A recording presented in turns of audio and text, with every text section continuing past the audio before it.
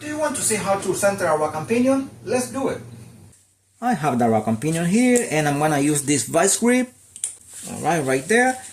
This is the center here, the pin mark you see here. So what I'm gonna do is I'm gonna turn it all the way till I stop. And now we're gonna turn it to any side we want to. It could be left or it could be right, it doesn't matter, till we stop.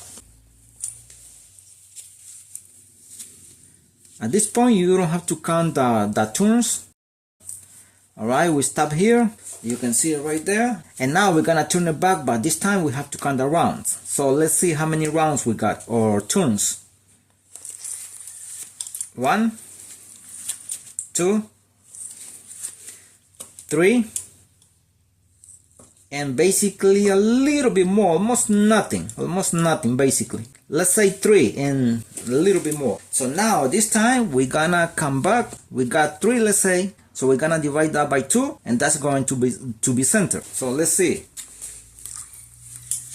1, so the other one, the half is going to be here, 1.5, as you can see right there, and just a little bit more, almost nothing right there, and that has the center right there. We have come back to the center, as you can see. This is how you center a rack and pinion. It's very easy, one of the easiest things when it comes to work on vehicles.